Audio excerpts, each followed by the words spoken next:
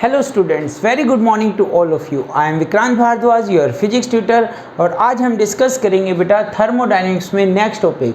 आज हम डिस्कस करेंगे वेरियस प्रोसेस इन डिटेल्स। तो इनमें बच्चों जो थर्मोडायनेमिक प्रोसेस है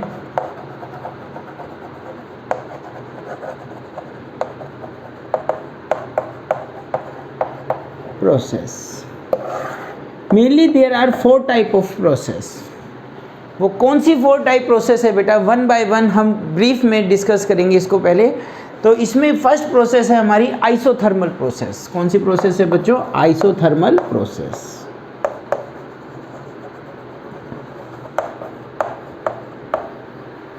आइसोथर्मल प्रोसेस, ये जो आइसोथर्मल प्रोसेस है बच्चों, आइसो का मतलब होता है सेम।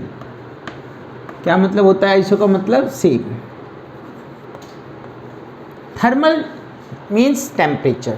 तो एक ऐसी process which occur at constant temperature. तो इसमें इस प्रोसेस के दौरान जो टेम्परेचर रहेगा वो क्या रहेगा?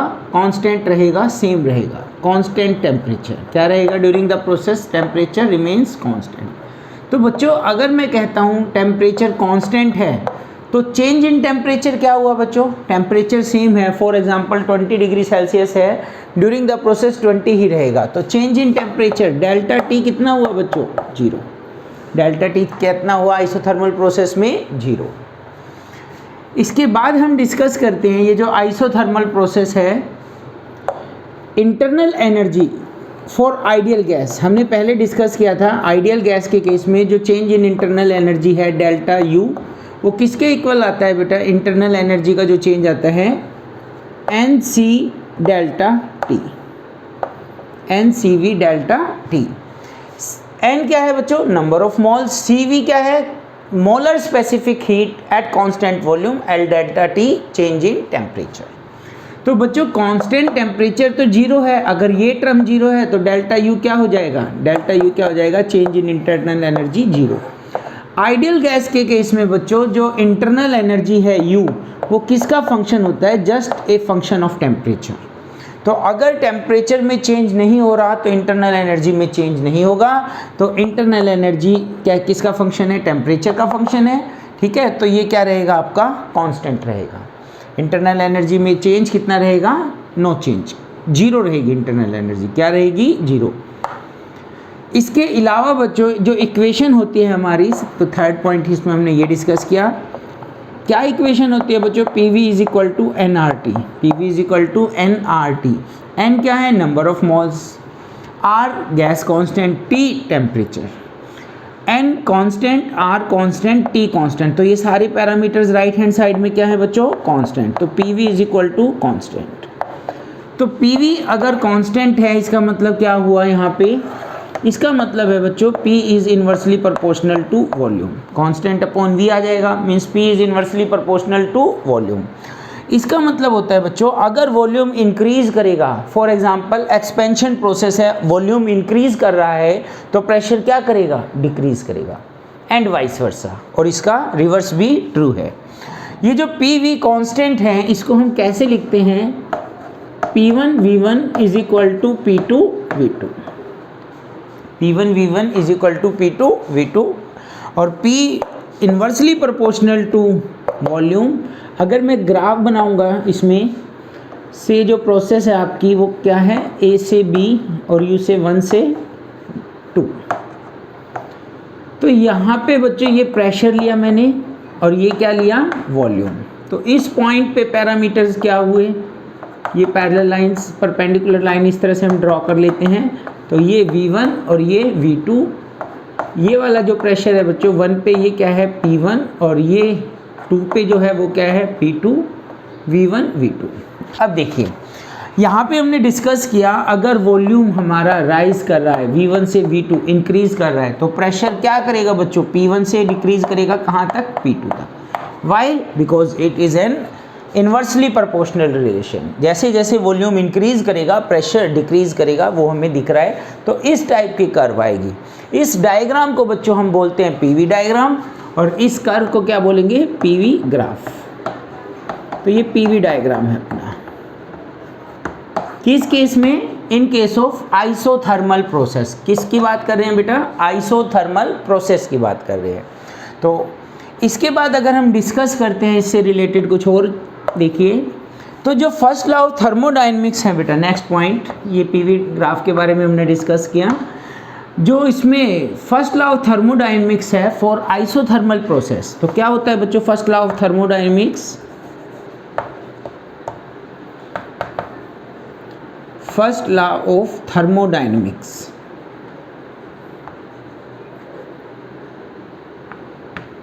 प्रीवियस लेक्चर में हमने पढ़ा, क्या फॉर्मूला था बच्चों? Q is equal to W plus delta U, change in internal energy.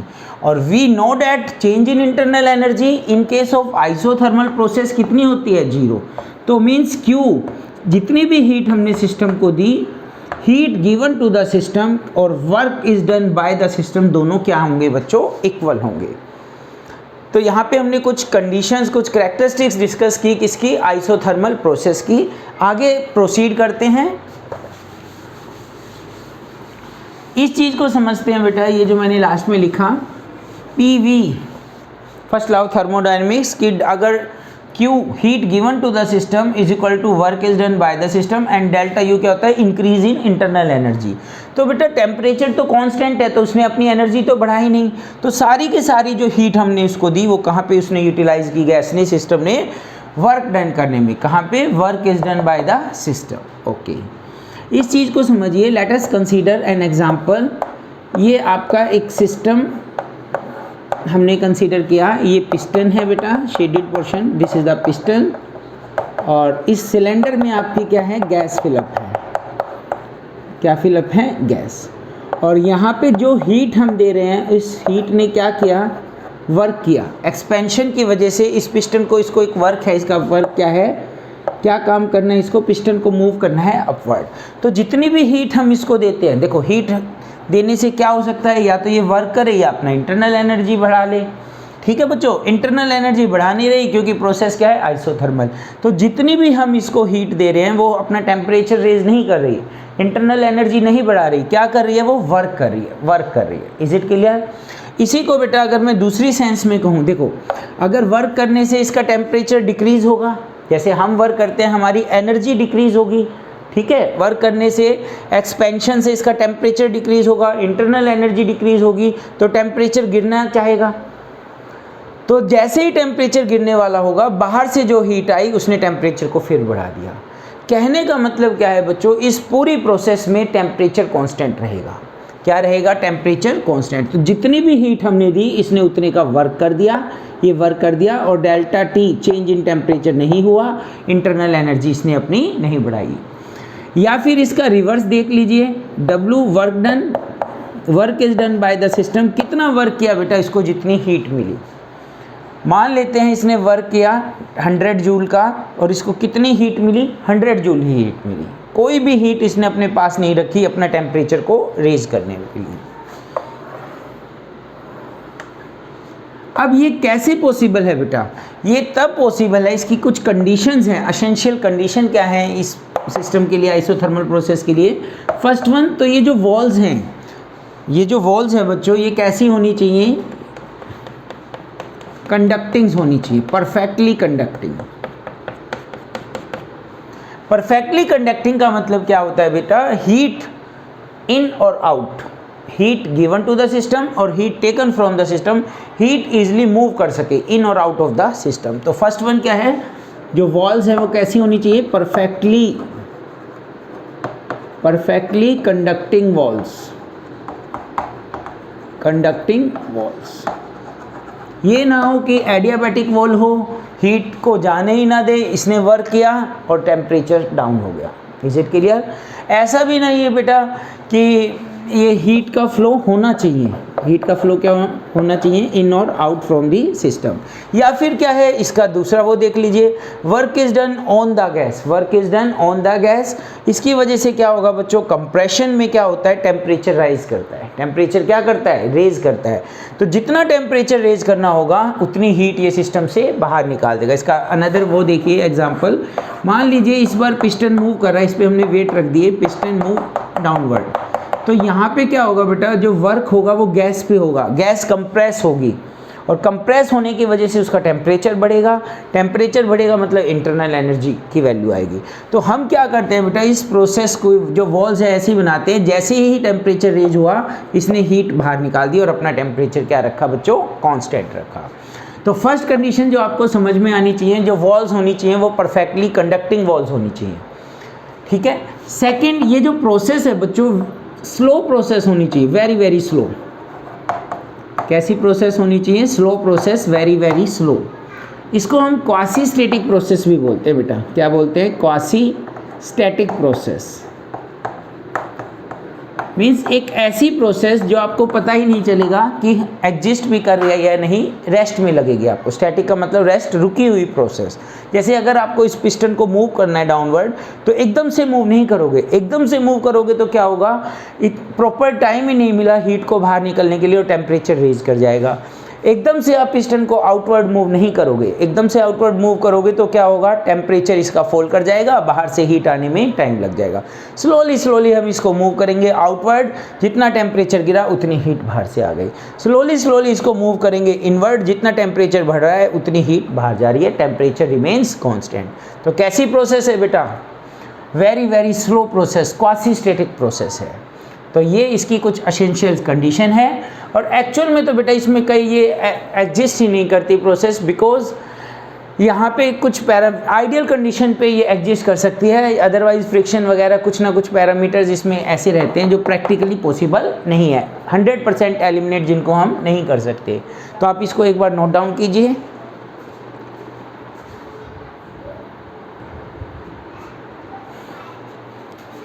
कर लिया बेटा यहाँ तक। तो ये जो आइसोथर्मल प्रोसेस है इसके बारे में कुछ और पॉइंट हम डिस्कस करते हैं। लाइक जो इसका ग्राफ आया था पीवी डायग्राम, ये प्रेशर, ये वॉल्यूम, कैसी शेप आई थी बच्चों, इस टाइप से शेप आई थी। Let us consider a expansion, work is done by the system, work is done by the gas. तो यहाँ पे बेटा मैंने आपको बताया ये जो पी है ये कांस्टेंट है, क्या है, कांस्टेंट। मैंने आपको बताया P1 V1 is equal to P2 V2, ठीक है। इस तरह से हम लिख सकते हैं। क्या मतलब हुआ बच्चों इसका मतलब हुआ, मान लीजिए ये कोई पॉइंट है, ये मैंने पैरेलल लाइन परपेंडिकुलर ड्रॉ कर दिए इस पॉइंट से और एक और पॉइंट ले लिया से दिस में। तो यहाँ पे अगर वैल्यू V है और यहाँ पे वैल्यू अगर 12 है, ठीक है, तो इन दोनों का प्रोडक्ट क्या हुआ, 12 P0 and V0, 12 P0 and V0। For example यहाँ पे वॉल्यूम है 3 V0, तो यहाँ पे प्रेशर कितना होगा बच्चों, 4 P0। तो इन दोनों का मल्टीप्लाई अगेन इस पॉइंट पे क्या आएगा, 12 P0 V0। और यहाँ पे बच्चों अगर आपका टेम्परेचर वॉल्यूम है 6 V0, तो यहाँ पे आपका प्रेशर कितना होना चाहिए, मस्ट बी 2 P0। इन दोनों की मल्टीप्लाई भी क्या आएगी, 12 P0 V0। एक तो आप ये समझिए इस कर्व पे ईच एंड एवरी पॉइंट पे पीवी कांस्टेंट होगा। जो प्रोडक्ट है किसका, पी का, प्रेशर का और वॉल्यूम का, 12 12 12 ये रहेगा। मान लीजिए आपने कोई एक पॉइंट और ले लिया और यहाँ पे पैरामीटर 3 आ रहा है बेटा, 3 P0, ऑब्वियस सी बात है यहाँ पे कितना आएगा, 4 आएगा। Is it clear, first thing. Second हम बात करते हैं बेटा, स्लोप की बात करते हैं इसके रिगार्डिंग। किसकी बात करते हैं, slope. Slope of isothermal process, isothermal process. ये जो इक्वेशन होती है बेटा, PV is equal to NRT, PV is equal to NRT, ठीक है। ये इक्वेशन N क्या है, number of moles, R gas constant, T temperature. तो यहाँ पे हमने क्या लिया, N कांस्टेंट ले लिया, जो भी है कांस्टेंट है, R कांस्टेंट है, T आइसोथर्मल में कांस्टेंट है। तो PV is equal to constant, PV is equal to constant, इसको हम बोलते हैं बेटा equation of isothermal process, equation of isothermal process. Isothermal process की ये इक्वेशन है। ऐसे ही एक इक्वेशन एडियाबैटिक की बनेगी, ठीक है। स्लोप पे आते हैं हम, किस पे बात कर रहे थे हम, स्लोप। लाइक दिस, इस टाइप का कोई ग्राफ आया बच्चों, तो स्लोप के बारे में बेटा आपको बेसिक तो पता होना चाहिए। जैसे मान लीजिए फॉर एग्जांपल इस लाइन पे स्लोप निकालना है, तो हम क्या करते हैं बच्चों, इस पॉइंट पे अगर आपको स्लोप निकालना है, लाइन पे नहीं सॉरी पॉइंट पे, तो उस पॉइंट पे एक टेंजेंट ड्रॉ कर दीजिए लाइक दिस। अगर इस टेंजेंट ने एक्स एक्सिस के साथ, ये हमारी एक्स एक्सिस और ये हमारी वाई एक्सिस, ठीक है। फिलहाल हमने क्या ले रखा है, P pressure and V volume. वैसे जनरली क्या होता है, एक्स एंड वाई। तो बच्चों अगर ये थीटा की वैल्यू ग्रेटर देन 90 है तो ये जो स्लोप, जैसे कि इस केस में है, स्लोप की वैल्यू नेगेटिव आएगी। स्लोप कैसा आएगा बच्चों, नेगेटिव। अगर थीटा इज़ लेस देन 90 से छोटा होता, फॉर एग्जांपल कर्व आपकी बनती लाइक दिस, इस टाइप की कर्व बनती, इस पॉइंट पे ये थीटा बनता आपका, ये थीटा 90 से स्मॉल है, तो ये जो स्लोप है बच्चों ये क्या होता आपका, पॉजिटिव। आई थिंक ये चीज़ क्लियर है आपको, नेगेटिव पॉजिटिव, ठीक है। फिलहाल हमारा ये केस है, ठीक है। तो इस मैंने आपको जस्ट ये बताया कि एंगल से स्लोप पॉजिटिव नेगेटिव, तो इस कंडीशन में जो स्लोप आएगा बच्चों वो अपना क्या आएगा, नेगेटिव स्लोप आएगा। पहली चीज कैसे स्लोप आएगा, नेगेटिव स्लोप आएगा। और देखिए इसमें आप, इसका जो स्लोप होगा बच्चों, स्लोप का मतलब होता है थीटा। जैसे अभी हमने निकाला theta means tangent theta. Tangent theta होता है बेटा परपेंडिकुलर अपॉन बेस। परपेंडिकुलर क्या है, दिस साइड परपेंडिकुलर, इस ट्रायंगल में बच्चों ये परपेंडिकुलर और ये क्या है, बेस इस ट्रायंगल में, ठीक है। तो परपेंडिकुलर क्या है बच्चों, जो भी चेंज है यहाँ पे प्रेशर, यहाँ से यहाँ तक जितना भी चेंज हुआ, फॉर एग्जांपल यहाँ तक की कर्व है अपनी, ए बी कर्व मानी थी, तो ये चेंज लेंगे pressure, this is D P, this is D P. और वॉल्यूम में जो चेंज होगा बच्चों वो कहाँ से कहाँ लेंगे, यहाँ से लेके यहाँ तक डी वी। तो d P upon d V, d P upon d V. और ये नेगेटिव साइन क्या शो करता है, नेगेटिव स्लोप है। फिर से देखिए क्या लिया मैंने, परपेंडिकुलर अपॉन बेस। इस टाइप की हमने कोई कर्व बनाई, एक्सपेंशन वॉल्यूम इंक्रीज कर रहा है, ये वॉल्यूम V1, ये वॉल्यूम V2 और इनके बीच का जो वॉल्यूम है वो मैंने मान लिया dV, चेंज इन वॉल्यूम। इसी टाइप से बेटा ये P1 प्रेशर, P2 प्रेशर और इनके बीच का जो प्रेशर का डिफरेंस है उसको मैंने मान लिया dP। ये ग्राफ है बच्चों P और V के बीच में। तो स्लोप क्या है, परपेंडिकुलर। स्लोप क्या है, परपेंडिकुलर। इस कहीं पे भी इसका हमने वो लिया, मान लेते हैं यहाँ पे लिया, तो इसने जो एंगल बनाया, अब ये जो ट्रायंगल बन गई, ठीक है, तो ये परपेंडिकुलर और ये बेस dP अपॉन dV, ये इसका स्लोप आएगा। इज इट क्लियर, ठीक है, दिस इज द स्लोप। अब एक चीज़ और देखो बेटा, अलग अलग पॉइंट पे मान लीजिए यहाँ पे आपको एंगल बनाना है, सॉरी यहाँ पे आपको स्लोप निकालना है, तो आप यहाँ पे टेंजेंट खींचेंगे, ये एंगल कुछ और आ रहा है, ये एंगल कुछ और आ रहा है, डिफरेंट एंगल। तो आपको ये भी आइडिया लगना चाहिए, डिफरेंट पॉइंट पे जो स्लोप है डिफरेंट स्लोप है, different point have different slope. कितना स्लोप होगा बच्चों, ये तो हमने फॉर्मूले से निकाला, ठीक है। जनरली हम इसको जो स्लोप निकालते हैं वो निकालते हैं डिफरेंशिएशन के मेथड से। किसके मेथड से निकालते हैं, डिफरेंशिएशन के मेथड से। This is the equation, P V is equal to constant, differentiate on both side. Partial differentiation क्या, डिफरेंशिएट ऑन बोथ साइड। तो बच्चों यहाँ पे क्या आ जाएगा, पी डी वी, एक बार टर्म एज इट इज़, दूसरे का डिफरेंशिएशन, जिसका डिफरेंशिएशन किया वो एज इट इज़, और जो एज इट इज़ थी उसका डिफरेंशिएशन। कांस्टेंट का डिफरेंशिएशन होता है बच्चों zero, D by d x of a constant क्या आएगा, जीरो। कांस्टेंट को डिफरेंशिएट करोगे तो क्या आएगा, जीरो। तो अब हमें क्या निकालना था, जैसे स्लोप में मैंने अभी आपको बताया था, स्लोप में क्या आया था हमारा, minus d P upon d V, ये आया था स्लोप बच्चों, d P upon d V आया था। चलिए ठीक है, तो ये वाली टर्म हमने यहाँ पे रखी वी डी पी, और ये वाली टर्म उधर ले गया, minus V minus P d V. तो बच्चों d P upon d V किसके इक्वल है, minus P upon V. D P upon d V किसके इक्वल है, माइनस पी अपॉन वी। ये नेगेटिव साइन क्या शो कर रहा है बेटा, स्लोप कैसा है आपका, नेगेटिव साइन शो कर रहा है कि जो स्लोप है उसमें जो थीटा डिग्री बना वो ग्रेटर देन 90 है, तो ये नेगेटिव स्लोप शो कर रहा है। कैसा स्लोप बना हमारा, ऑटोमेटिकली साइन आ जाएगा नेगेटिव स्लोप।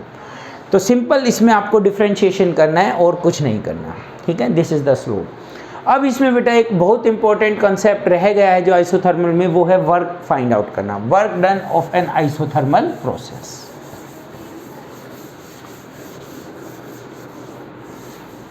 क्या डिस्कस करेंगे बेटा? Work done in an isothermal process. Work done in an isothermal process. तो बच्चों जैसा कि आपको पता है वर्क डन के हमने जो स्टार्टिंग में पढ़ा वो फॉर्मूला पढ़ा P डेल्टा V, पर ये फॉर्मूला कब एप्लीकेबल है? कांस्टेंट प्रेशर के लिए, और अगर वेरिएबल है प्रेशर तो उस कंडीशन में हम ये फॉर्मूला यूज़ करते हैं। ठीक है, तो यहाँ पे आइसोथर्मल प्रोसेस है बेटा, फिर से थोड़ी सी चीज़ें रिपीट होंगी। टेम्परेचर कांस्टेंट रहेगा और से एक्सपेंशन V1 से अगर वॉल्यूम V2 एक्सपेंड कर रहा है तो प्रेशर कितना हो जाएगा? P1 से P2, जैसा कि हमने अभी ग्राफ में भी देखा था। अगर वॉल्यूम आपका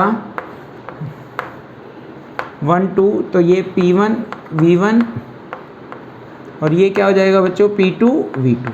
तो अगर वॉल्यूम आपका V1 से V2 इंक्रीज़ कर रहा है तो प्रेशर क्या कर रहा है बच्चों? P1 से P2 डिक्रीज़ कर रहा है। ठीक है यहाँ तक? तो हमने ये जो वर्क निकाला, ठीक है, P डेल्टा V, ये कहाँ से कहाँ पिस्टन को मूव किया? Work is done by the gas bye the system, और इसको हमने कहाँ से कहाँ तक? V1 से V2 तक। अब बच्चों इक्वेशन क्या हमने पढ़ी है? PV is equal to nRT। n mole के लिए हमने ले लिया, हमें नहीं पता कितने मोल्स हैं, तो n क्या है? Number of moles. अगर वो 1 मोल कहता है तो RT आ जाएगा। जस्ट हम बेसिक कर रहे हैं जनरल इक्वेशन, तो V आएगा बच्चों, V is equal to nRT upon P, sorry P की वैल्यू निकालेंगे, P is equal to nRT upon V। ये जो वैल्यू है बच्चों P की, इस इक्वेशन फर्स्ट में पुट कर देंगे। पुट दिस वैल्यू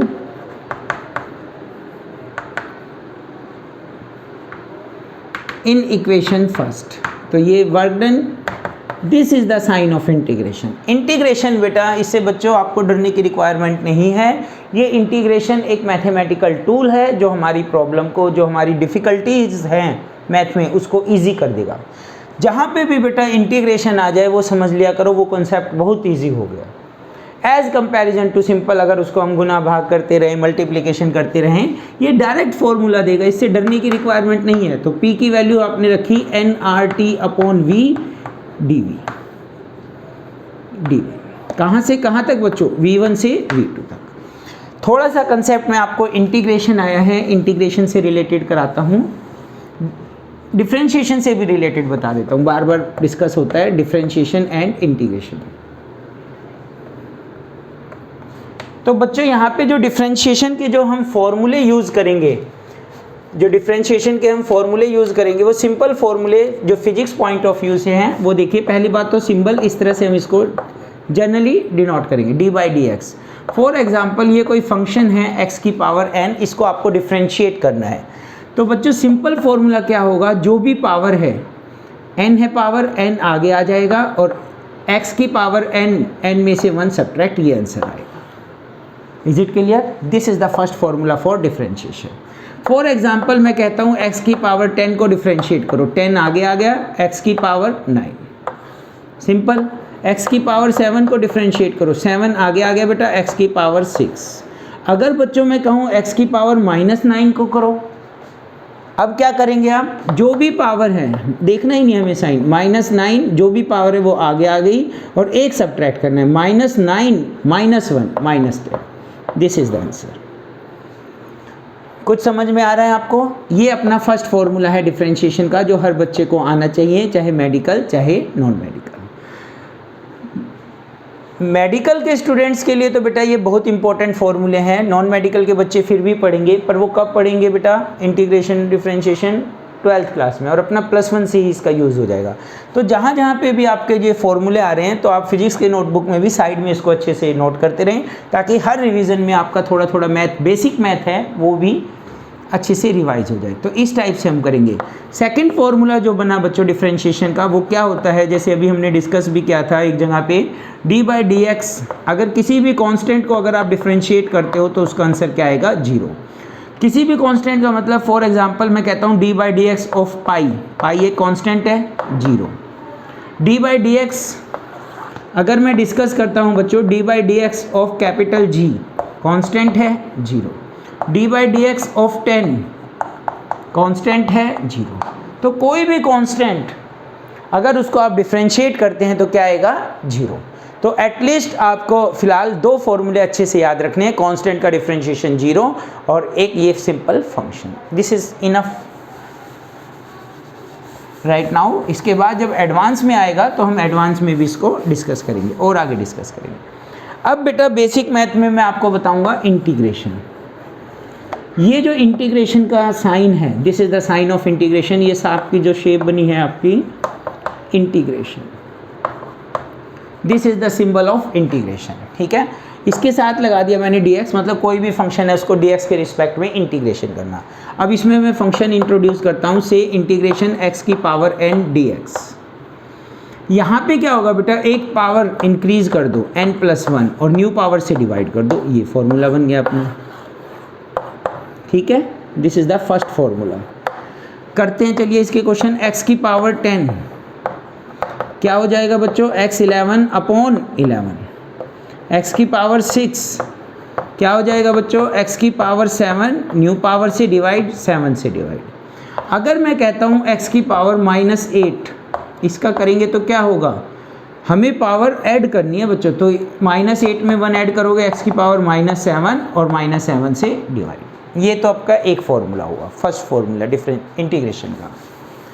अब प्रॉब्लम कहाँ आती है बेटा इसमें, अगर मैं कहूँ x की पावर -1 और ज़्यादातर ये इस तरह से लिखा मिलेगा 1 की पावर x dx, 1 की पावर x dx। तो इसको अगर हम करेंगे, एक ही चीज़ है बेटा, इसमें अगर 1 ऐड करेंगे तो x की पावर 0 और 0 से डिवाइड करेंगे, नॉट डिफाइंड। तो इस वाले क्वेश्चन को हम इस मेथड से सोल्व नहीं करते, इसके लिए एक अलग मेथड है, अलग फॉर्मूला है। वो फॉर्मूला अपना सेकंड फॉर्मूला देखिए बेटा। तो फर्स्ट ये हो गया, सेकंड में क्या है, मान लीजिए 1 की पावर x dx, इसको इंटीग्रेट करना है, तो इसका इंटीग्रेशन आएगा बच्चों log e(x). क्या आएगा, log e(x). इंटीग्रेशन में एक चीज़ और डिस्कस करता हूँ, लिमिट देन log पे आएंगे, log की वैल्यू पे आएंगे। यहाँ पे बेटा कुछ वैल्यू लगा दी मैंने, से a से b, this is known as lower limit and this is known as upper limit. ठीक है, अब फिर से देखो एक दो क्वेश्चन, जैसे कि ये आपने कर लिया ना नोट यहाँ तक। तो अब लिमिट के साथ देखिए, अगर मैं कहता हूँ बेटा x की पावर 2 dx, इसको इंटीग्रेट करो और लिमिट है इसकी 2 से 3, तो एक पावर इंक्रीज की x3 divide by new power 3। अब इंटीग्रेशन कर दिया, साइन तो हट गया, तो ये पावर लिमिट्स कहाँ जाएगी, साइन तो है नहीं, तो ये लिमिट्स इधर आ जाएगी। इसको बोलेंगे लोअर लिमिट, इसको बोलेंगे अपर लिमिट। अपर लिमिट माइनस लोअर लिमिट कहाँ रखोगे, x की जगह पे, तो 1/3 कॉमन ले लिया, x की पावर 3 3 2। क्या आएगा बच्चों, सिंप्लीफाई करेंगे तो एक बार 3 रखा तो 3 का क्यूब -2 का क्यूब, इसको हम सोल्व आउट करेंगे। इस टाइप से हम लिमिट यूज़ करेंगे। Is it clear. अभी बेटा एक उस क्वेश्चन में जब हम इंटीग्रेशन कर रहे थे, log आया था, log। ठीक है, log के बारे में आपको क्या पता होना चाहिए, there are 2 types of log लिखा हूँ।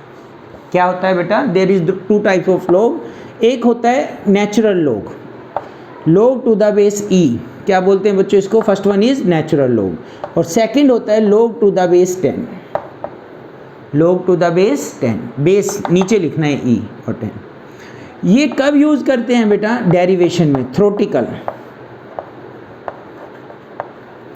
डेरिवेशन में हम इसका यूज़ करेंगे। जैसे अभी हम डेराइव कर रहे थे फॉर्मूला, तो वहाँ पे हमने log 10 नहीं लिया, log e लिया था, नेचुरल log बोलते हैं, log to the base e बोलते हैं।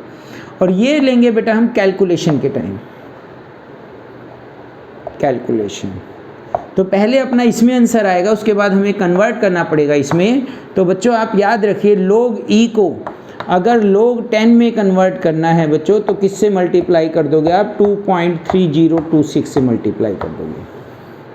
ये एक और formula regarding log। For example मैं कहता हूँ आपको कन्वर्ट करना है log e की पावर 37, कुछ भी मैंने वैल्यू बना दी। ठीक है, log e 37 है, तो आप किससे मल्टीप्लाई करोगे, 2.3026 मल्टीप्लाई बाई log 10 37। ये वैल्यू बेटा अपनी टेबल में गिवन होती है, ये वैल्यू कहाँ गिवन होती है, लॉग टेबल बुक के बैक साइड में लास्ट उसमें गिवन होगी, प्रैक्टिकल फाइल में भी गिवन होगी, ठीक है। log 10 की वैल्यू हम वहाँ से देखेंगे, log 37 की वैल्यू वहाँ से देखेंगे। कन्वर्जन का तरीका क्या है, इसको इससे में कन्वर्ट करना है तो मल्टीप्लाई बाई 2.3026। चलिए किसी दिन अलग से बेटा लोग भी क्वेश्चन करेंगे उसको कन्वर्ट करके, उसके लिए log टेबल वगैरह अरेंज करनी पड़ेगी, ठीक है, आपके पास भी होनी चाहिए ताकि हम इसको अच्छे से समझ सकें। अब हम फिर से उसी कंसेप्ट पे आते हैं, हम डील कर रहे हैं बेटा work done in an isothermal process. कुछ मैथ आया उसके ऊपर हम गए एंड लौट के वापस अपने work done in isothermal process. क्या बताया बेटा work done in isothermal process, constant temperature delta T 0, ठीक है। वॉल्यूम अगर इंक्रीज कर रहा है V1 से V2 तो प्रेशर डिक्रीज करेगा P1 से P2। ये हमारी शेप आ गई पीवी डायग्राम। तो बच्चों ये फॉर्मूला तो हम यूज़ करते हैं कांस्टेंट प्रेशर के लिए, ये फॉर्मूला तो यूज़ करते हैं कांस्टेंट प्रेशर के लिए, ये वाला formula is always applicable. Variable pressure है तो प्रेशर कांस्टेंट है वेरिएबल है, ठीक है। तो हमने ये फॉर्मूला चूज़ किया और वॉल्यूम कहाँ से कहाँ तक मूव कर रहा है, V1 से V2, एक्सपेंशन हो रहा है बच्चों, गैस एक्सपेंड कर रही है, फाइनल वॉल्यूम ज़्यादा initial volume come, means work is done by the system कर रहे हैं हम क्या निकाल रहे हैं बच्चों, work is done by the system. तो आंसर पॉजिटिव आना चाहिए, क्या आना चाहिए, पॉजिटिव। इसके बाद मैंने आपको बताया इस P के प्लेस पे हम इसकी वैल्यू रखेंगे according to equation PV is equal to nRT, ideal gas equation PV is equal to nRT। तो P की वैल्यू क्या है बच्चों, nRT अपॉन V, ये वैल्यू हमने इस इक्वेशन में पुट की, nRT अपॉन V। इसमें से अब जो कॉमन ले लेंगे जो कांस्टेंट है लाइक nRT, देखो चेक करो क्या सभी कांस्टेंट हैं, lower limit V1 upper limit V2, क्या रह गया बच्चों 1/V dV। तो अभी मैंने आपको इंटीग्रेशन के दो फॉर्मूले करवाए, पहले वाला फॉर्मूला यहाँ एप्लीकेबल नहीं होगा, जनरल फॉर्मूला x की पावर n क्या था, x की power n+1 divide by new power n+1। क्यों, क्योंकि यहाँ पे v की पावर -1 है, -1 में 1 ऐड करोगे 0, 0 से डिवाइड करोगे नॉट डिफाइंड, तो ये क्या आ जाएगा बच्चों, ये आ जाएगा log e v। जैसे ही इंटीग्रेशन किया तो इंटीग्रेशन का साइन हटा दिया, यहाँ क्या आएगी पावर V1 से V2, क्या आएगी पावर बच्चों V1 से V2। तो ये जो वर्क डन चल रहा है बाहर क्या कॉमन लिया हुआ है nRT, V1 V2 कहाँ आ गए, इधर आ गए। तो ये जो वर्क डन है बच्चों ये क्या आ गया nRT। अब ये क्या करेंगे, जैसे x में बताया था upper limit minus lower limit, means log to the base e V2 minus log to the base e V1, bracket close. अब क्या फॉर्मूला यूज होता है बेटा, log C plus log D, और दो करवाता हूँ आपको, log C minus log D। अगर एडिशन है log में तो हो जाएगा प्रोडक्ट, ठीक है, और अगर सब्ट्रैक्शन है तो क्या हो जाएगा बेटा, डिवाइड में। तो इसको लिखेंगे हम log C/D और इसको लिखेंगे log CD, ठीक है, दिस एंड दिस, ये दो फॉर्मूले और याद करेंगे आप, साइड में लिख लेंगे। तो log C plus log D क्या हो जाएगा, log product of C into D, ठीक है। यहाँ पे कौन सा है, ये वाला है, तो log C divide by D, तो V2 अपॉन V1 आएगा, क्या आएगा बच्चों, V2 अपॉन V1। तो यहाँ पे आपने देखा जब हम log वाला फॉर्मूला अप्लाई करेंगे तो यहाँ पे क्या आ जाएगा बच्चों, यहाँ पे क्या आएगा, this work done is equal to nRT log to the base e V2 upon V1, V2 upon V1, this is the final result. इस फॉर्मूले को बेटा अच्छे से आप याद रखेंगे। अब कई बार क्या होता है बच्चों कि वॉल्यूम की वैल्यू ना देके वो किसकी वैल्यू दे देगा, प्रेशर की वैल्यू हमें गिवन होगी, किसकी वैल्यू गिवन होगी, प्रेशर की। तो we know that P1 V1 किसके इक्वल है, P2 V2, P1 V1 P2 V2, तो V2 अपॉन V1 किसके इक्वल आ जाएगा बेटा, V2 upon V1 P1 upon P2 के इक्वल आ जाएगा, किसके इक्वल आ जाएगा, P1 अपॉन P2। तो सेकंड फॉर्मूला क्या बन गया यहाँ से, nRT log to the base e P1 upon P2। वैसे भी बना सकते हैं आप, प्रेशर और वॉल्यूम इन्वर्सली प्रोपोर्शनल है, V2 ऊपर तो P2 नीचे, V1 नीचे तो P1 ऊपर, ये सेकंड फॉर्मूला आपका। तो ये दोनों फॉर्मूले बेटा, इसमें हर फॉर्मूला याद करने की रिक्वायरमेंट नहीं है, आप सिर्फ जनरल फॉर्मूला याद रखिए और उसके बाद आप सारे फॉर्मूले अपने आप ड्राइव कर सकते हैं। तो हमने क्या फॉर्मूला बनाया वर्क डन का, nRT log to the base e V2 upon V1। इसके बाद हमने वैल्यू चेंज की, अगर प्रेशर की फॉर्म में निकालना है nRT log to the base e P1 upon P2। ठीक है बच्चों, वर्क डन। nRT देखो हमारी क्या इक्वेशन है, PV is equal to nRT, P1 V1 nRT, P2 V2 भी किसके इक्वल हो जाएगा बच्चों, nRT। T1 नहीं लिखना, टेम्परेचर कांस्टेंट है, ठीक है। तो हम इसके प्लेस पे दो फॉर्मूले क्या बन जाएंगे, इसके अकॉर्डिंग nRT की जगह क्या रख सकते हैं, या तो रख दें P1 V1 log E V2 upon V1। कई बार टेम्परेचर की वैल्यू नहीं गिवन होगी तो आपको इस तरह से निकालना है, या फिर P2 V2 log E V2 upon V1। Means इस फॉर्मूले में इसकी जगह हमने ये दो फॉर्मूले और नए ड्राइव किए, इसकी जगह वैल्यू रख के देखो, P2 V2 log to the base E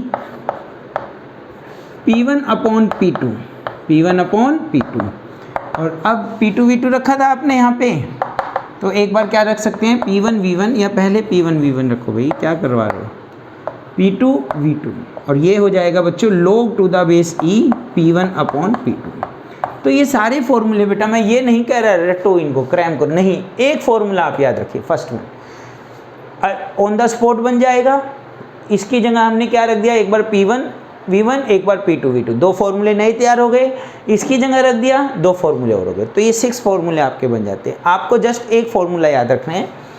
अब हमने बात की थी बेटा स्टार्टिंग में आइसोथर्मल प्रोसेस में डेल्टा T 0, तो डेल्टा U कितना होता है, NCV डेल्टा T 0, तो डेल्टा U भी 0। तो जो फर्स्ट लॉ के अकॉर्डिंग हमें क्या पता चला था बेटा, वर्क और हीट दोनों इक्वल हैं। तो कई बार क्वेश्चन में वर्क पूछा जाएगा, कई बार हीट पूछा जाएगा। तो अगर मैं पूछता हूँ heat is given to the system, तो भी आंसर यही आएगा, जितना वर्क उतनी हीट, क्योंकि सारी की सारी हीट ने ही तो वर्क किया है। तो आज बेटा हमने डिस्कस किया थर्मोडायनेमिक प्रोसेस, उसके रिगार्डिंग कुछ terms, and most important work is done in isothermal process. किस टाइप का न्यूमेरिकल बन सकता है बेटा, देखिए अगर मैं कहता हूँ for example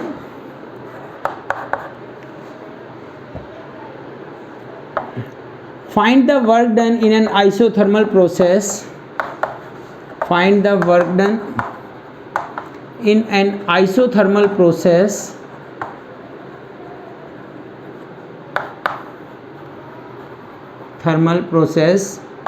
when heat of 500 joule is given to ideal gas, 500 joule, when heat of 500 joule is given to an ideal gas। तो बच्चों यहाँ पे आपको heat is given to the system means +500 लोगे, क्या लोगे, +500। आइसोथर्मल प्रोसेस है, ideal gas है, तो डेल्टा T 0 होने की वजह से डेल्टा U कितना हो जाएगा बच्चों, 0। तो according to first law Q is equal to W plus delta U। तो यहाँ पे आपको बताना था find work done and internal energy. तो इंटरनल एनर्जी कितनी बच्चों, 0। फर्स्ट आंसर, इंटरनल एनर्जी कितनी, 0। तो हीट जितनी होगी उतना ही क्या होगा, वर्क डन। तो वर्क डन की वैल्यू भी कितनी आ जाएगी, हीट मीन्स +500 जूल।